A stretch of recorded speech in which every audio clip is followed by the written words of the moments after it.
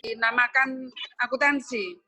Karena kita tinggal melanjutkan aja, karena S1 sudah kita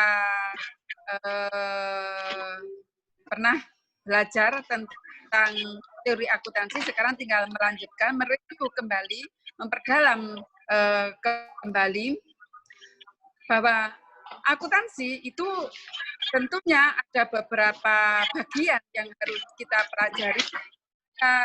Teori akuntansi keuangan, ada teori akuntansi manajemen, ada teori akuntansi yang bersifat publik, ada yang pajak, dan banyak hal yang sekarang ditambah lagi ada akuntansi yang lingkungan atau environment, ya, environment. Itu bagian-bagian dari teori akuntansi. Ada pengauditan, itu bagian teori akuntansi. Nah, tentunya yang kita perdalam di sini, bagaimana kita bisa melihat teori akuntansi keuangan ini bisa menjadi bagian dari pelaporan keuangan. Tentunya kalau kita mau melaksanakannya, kita harus dulu dengan akuntansi keuangan. Nah, untuk itu akuntansi keuangan tentunya ada 5 hal yang harus kita pelajari. Apa saja yang harus kita pelajari di dalam akuntansi keuangan di sini?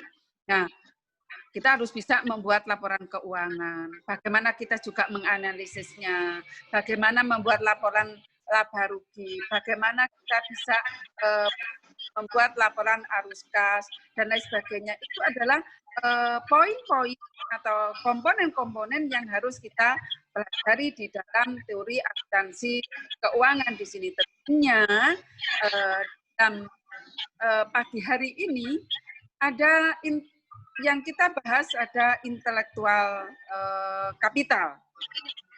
Tentunya di dalam nanti sambil ini kan Bu Tanti ada di desa ya, ini pakai HP langsung, tapi kan di mana saja kalau kita sudah menggunakan IT kan bisa saja dilakukan. Tinggal kita bagaimana mempraktekkannya. Kemarin sudah kita coba dengan Mas Agus, akhirnya kita oke, kita lanjutkan.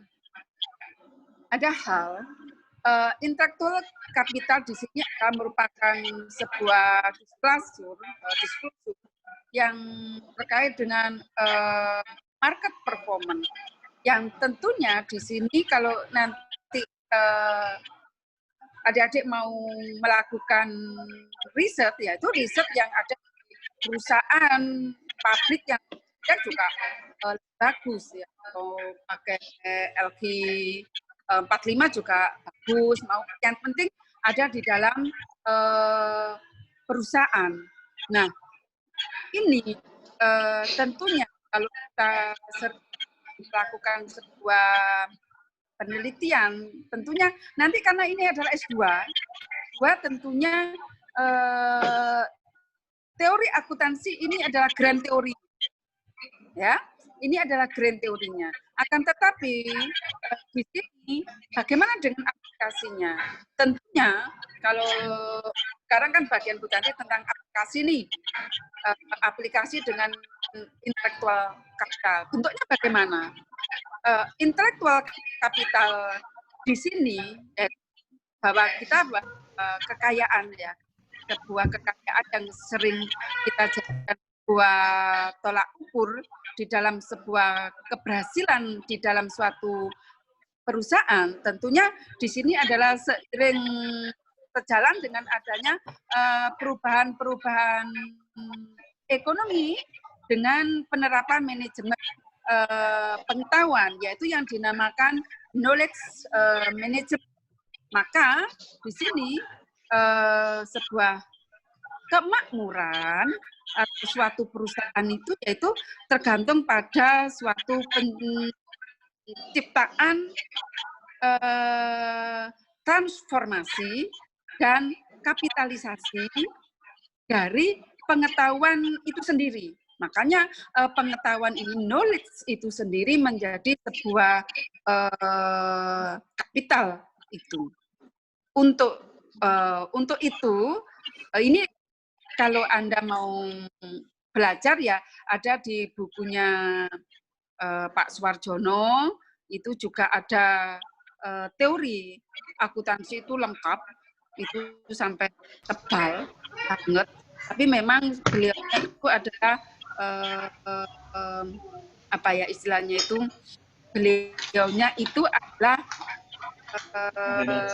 bahasa Indonesianya itu bagus banget. Jadi pakai Bu Suwarjono edisi keberapa? Kenapa? Suwarjono edisi keberapa? Suwarjono dipakai yang terakhir. Oh, saya punya edisi yang ketiga, Bu, tapi enggak tahu ada enggak kira-kira.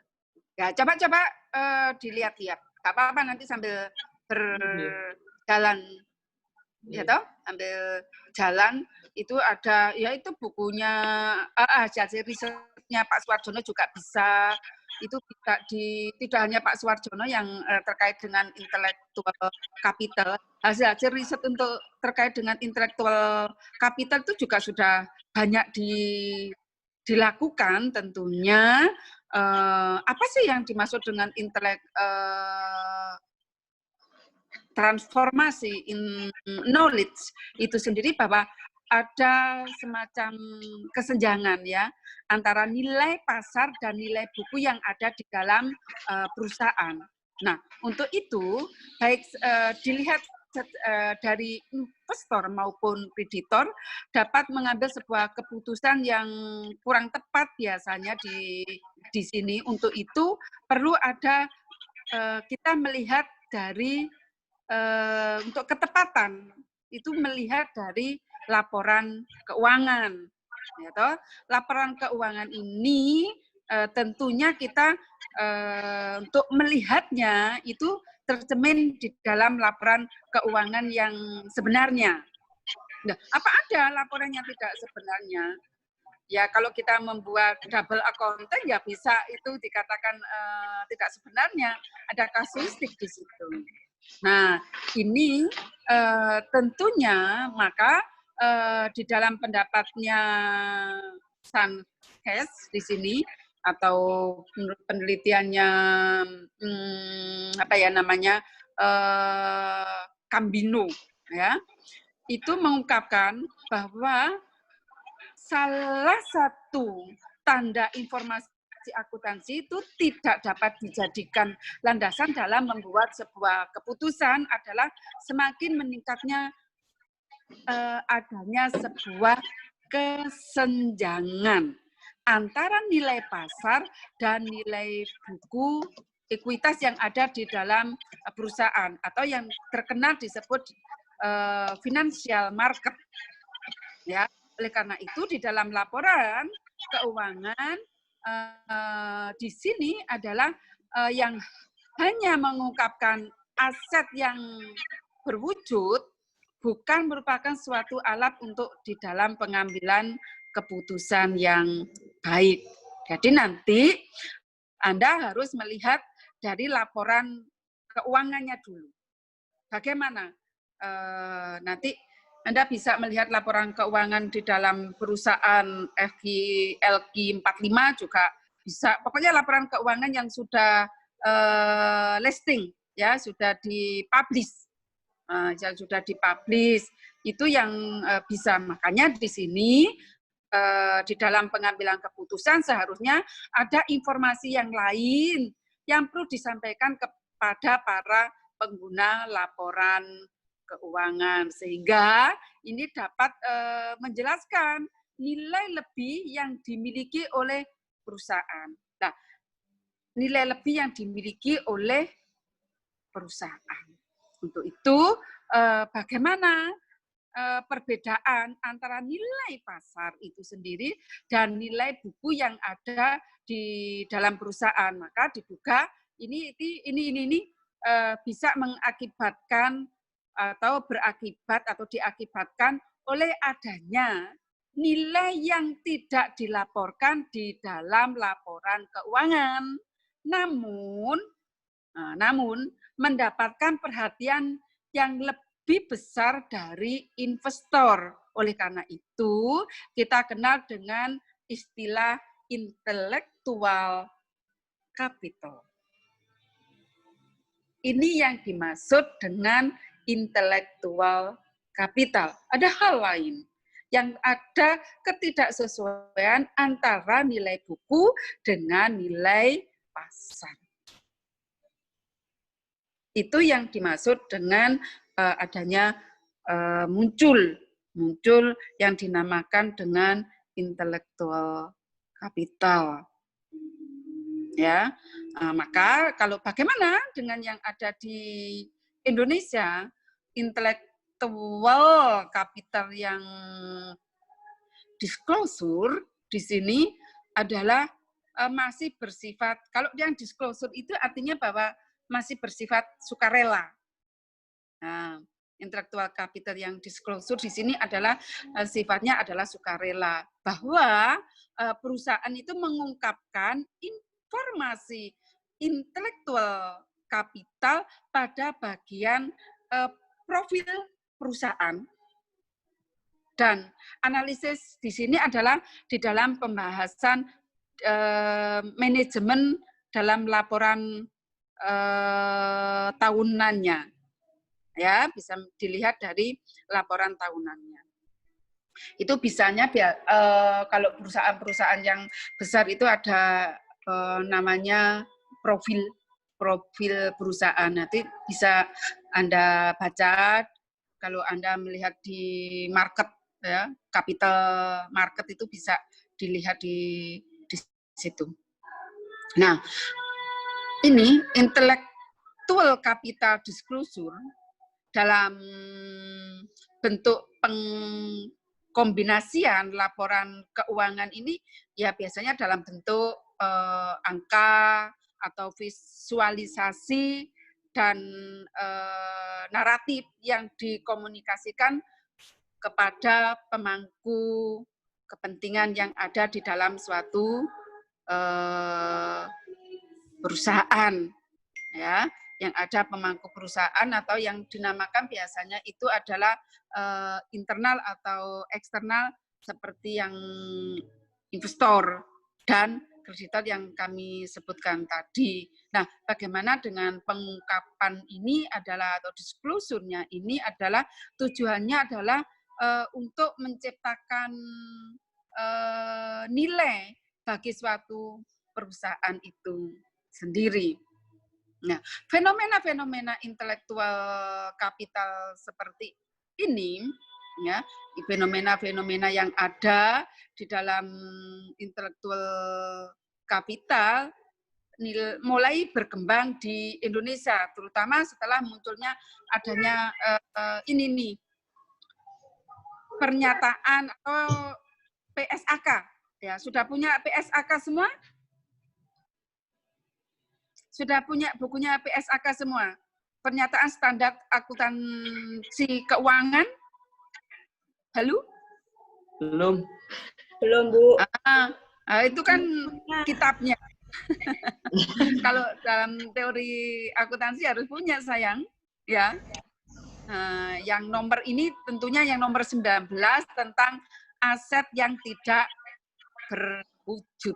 Nanti ada di situ ada penjelasan-penjelasan di PSAK itu ada penjelasan PSAK nomor 19 terkait dengan aset yang tidak berwujud.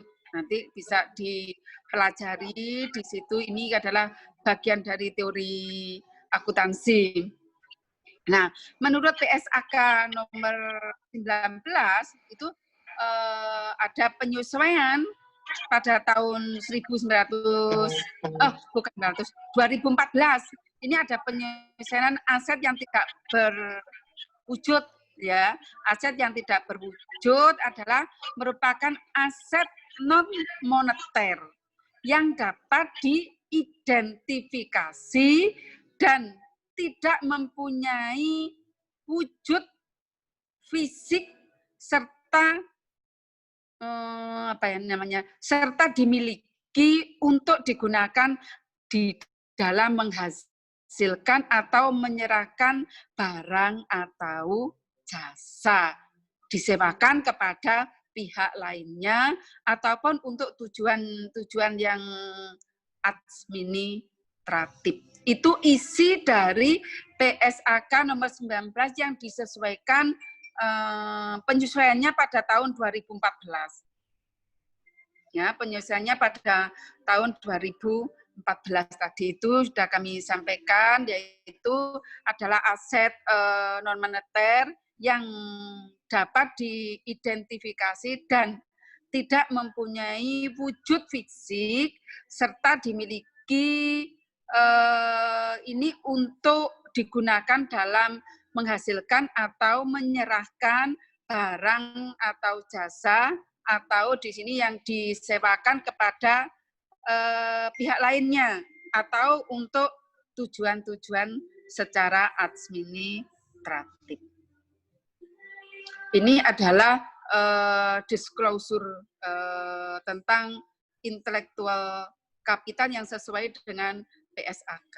Nah, ini tentunya dengan melalui pengungkapan atau pengukuran yang intelektual kapital yang ada di dalam suatu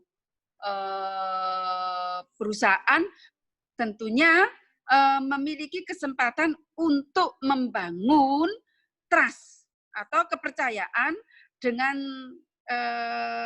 atau dengan para stakeholder, ya, untuk meningkatkan reputasi baik secara eksternal.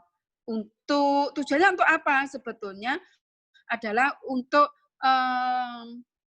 apa ya istilahnya itu, mengurangi asimetri, ini mengurangi asimetri informasi pada pasar modal, ya, pada pasar modal untuk mengurangi apa ya istilahnya itu, mengurangi biaya modal serta untuk mencerminkan di sini adalah market performance-nya itu sendiri. Kalau begitu, apa sih yang dimaksud dengan market performance itu apa? Oh, ternyata bahwa market performance itu adalah merupakan sebuah persepsi investor terhadap tingkat keberhasilan perusahaan yang terkait dengan yang terkait erat dengan harga saham. Yang terkait erat dengan harga saham. Itu yang dimaksud dengan market performance. Untuk itu, berdasarkan dari hal-hal tersebut, tujuannya untuk apa sebetulnya?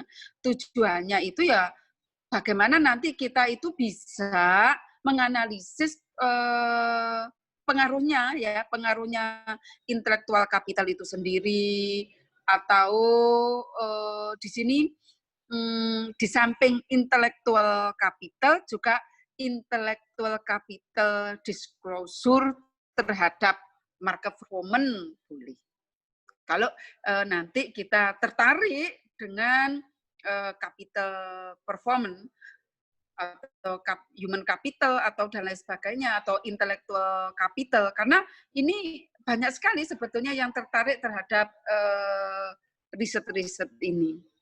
Nah, ini yang perlu kita cermati bersama, bagaimana kita ini bisa manfaat, misalnya bagaimana atau apa sih sebetulnya manfaat dari intellectual capital itu sendiri. Tentunya kalau dilihat dari teorinya, kita kalau mau riset tentang intellectual capital harus paham dulu tentang stakeholder teori, ya, harus paham dulu apa sih yang dimaksud dengan intellectual capital. Di sini tentunya kita harus paham dulu dengan stakeholder teori. Teori ini ya memang tujuannya adalah untuk mempertimbangkan posisi pihak-pihak yang lain yang berkepentingan dan memiliki kekuasaan itu sendiri. Nah, kelompok-kelompok stakeholder ini menjadi pertimbangan bagi perusahaan untuk mengungkapkan dan atau tidak mengungkapkan, namanya disclosure. Disclosure itu adalah untuk mengungkapkan ataupun yang tidak mengungkapkan sebuah informasi di dalam laporan keuangan itu sendiri. Makanya tadi kalau mau mengetahui, kita harus paham dulu atau membaca laporan keuangan yang ada di dalam perusahaan itu. Ya, itu harus diketahui. Oleh karena itu, bagaimana perilaku atau keputusan yang dilakukan untuk perusahaan di sini, yaitu bagaimana ini bisa dilakukan di dalam pengambilan keputusan. Perusahaan harus memiliki pengaruh terhadap kesejahteraan dari pihak stakeholder. Nah, kelompok-kelompok stakeholder yang dimaksud di dalam suatu perusahaan itu ya meliputi apa saja, termasuk pemegang saham, ya, pemegang saham itu sendiri, termasuk karyawan, apalagi apa ya istilahnya, karyawan, pelanggan, ya, atau pemasok, kreditor, pemerintah, dan masyarakat. Itu adalah kelompok-kelompok stakeholder yang harus kita pahami bersama. Pertama, kita harus pemegang sahamnya siapa, kan gitu toh. Karyawannya itu siapa, pelanggan-pelanggannya itu siapa saja, pemasoknya itu dari mana dan siapa, kan gitu toh. Krediturnya itu juga selain kreditor, pemerintah dari terkait dengan kebijakan-kebijakan yang dikeluarkan oleh pemerintah, dan masyarakat tentunya tidak ketinggalan di sini. Itu.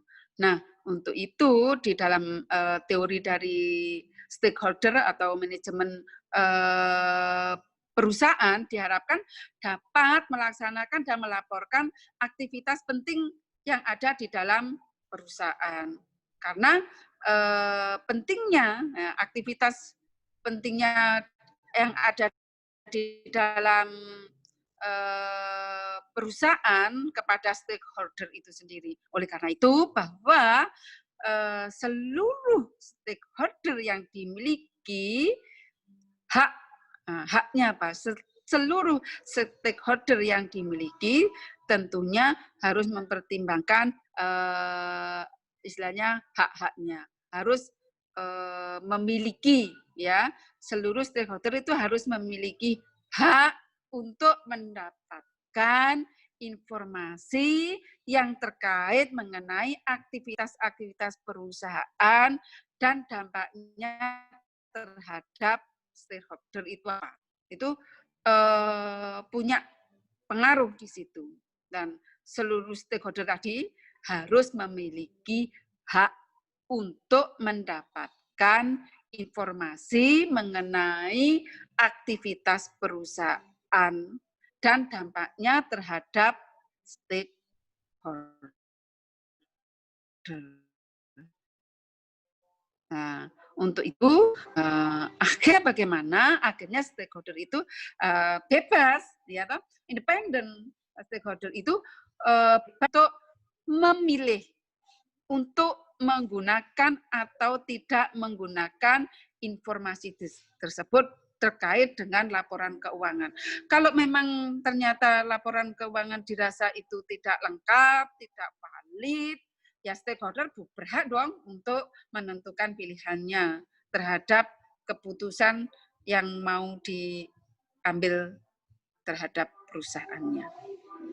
Nah, di sini tentunya apa ya istilahnya itu, perusahaan itu harus bisa menyediakan, ya toh, perusahaan harus bisa menyediakan dua jenis informasi dalam laporan keuangan, yaitu informasi yang bersifat wajib. Nah, wajib itu biasa dikatakan adalah mandatori, ya wajib, dan informasi yang bersifat sukarela.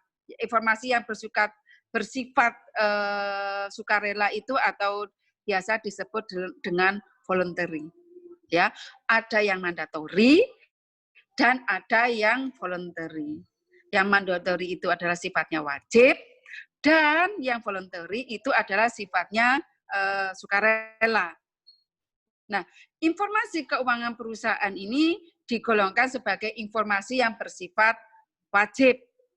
Sedangkan informasi non-keuangan itu digolongkan sebagai informasi yang bersifat sukarela.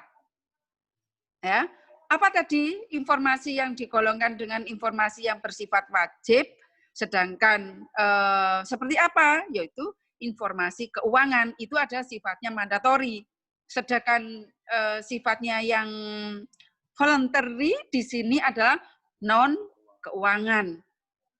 Nah, fokus sekarang kita fokus pada intelektual kapital.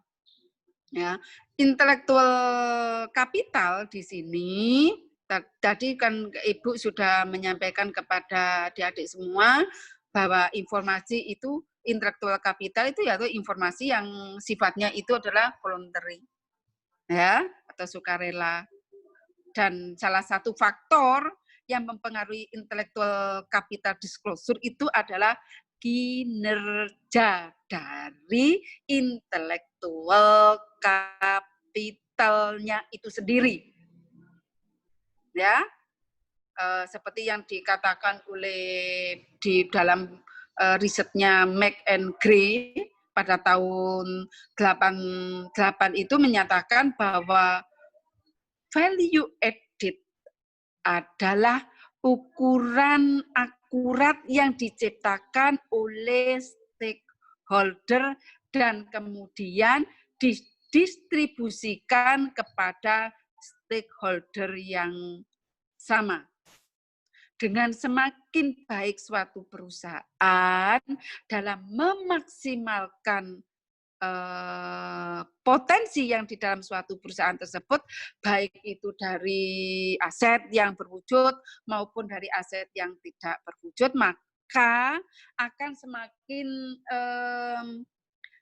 tinggi value added yang dapat dihasilkan oleh perusahaan.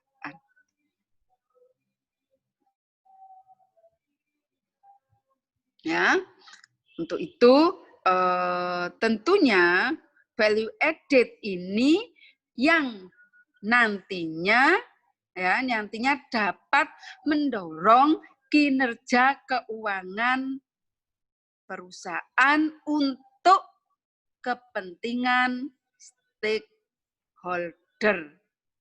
Nah, itu yang menjadi acuannya.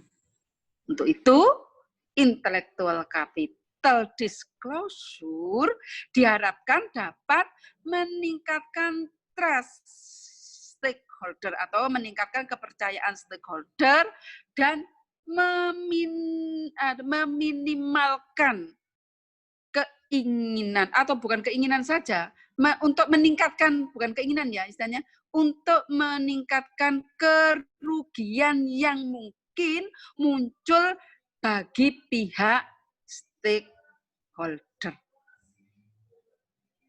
Itu yang dimaksud dengan intellectual capital disclosure, karena diharapkan dapat meningkatkan trust tadi loh, trust terhadap stakeholder. Nah, itu kalau kita mau membahas dengan intellectual capital, harus paham dulu tentang teorinya. Dan yang kedua, tentunya resources base teorinya. Bagaimana dengan resources basic istilahnya base teori. Untuk itu perusahaan atau bagaimana perusahaan itu dapat memperoleh keunggulan-keunggulan secara kompetitif dan kinerja yang optimal dengan mengakumulasi mengakuisisi atau merger serta menggunakan aset-aset vital yang ada di dalam perusahaan untuk apa sebetulnya? Adalah untuk memperoleh keunggulan-keunggulan kompetitif dan kinerja yang maksimal. Nah, ini dijelaskan bahwa di dalam teorinya untuk mengembangkan keunggulan yang apa istilahnya itu yang kompetitif itu yaitu perusahaan harus mempunyai sumber daya dan kemampuan yang superior. Atau sebentar lagi terputus ini. Oh, ya sudah. Paling kurang beberapa detik nanti terputus, nanti saya sambung lagi. Oh, intinya perusahaan harus memiliki sumber daya dan kemampuan yang superior untuk melebihi para kompetitornya. Oke, untuk sementara itu dulu, nanti kita sambung dengan intelektual kapital dan kapital